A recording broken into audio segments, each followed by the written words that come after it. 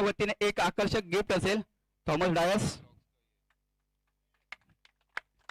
प्रभादेवीमध्ये खूप सारा तुम्हाला प्रेम मिळालं. आज बॅटिंग चांगली झाली त्याबद्दल आणि आपल्या या स्पर्धेबद्दल आणि प्रेक्षकांबद्दल काय सांगाल?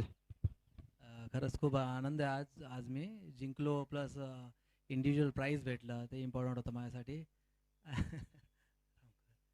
त्यानंतर अप्रतिम टुर्नामेंट यावेळी इकडे या प्रभादेवीच्या ग्राउंड पहिल्यांदा खेळतोय मी आणि जिंकलो, बरं वाटलं.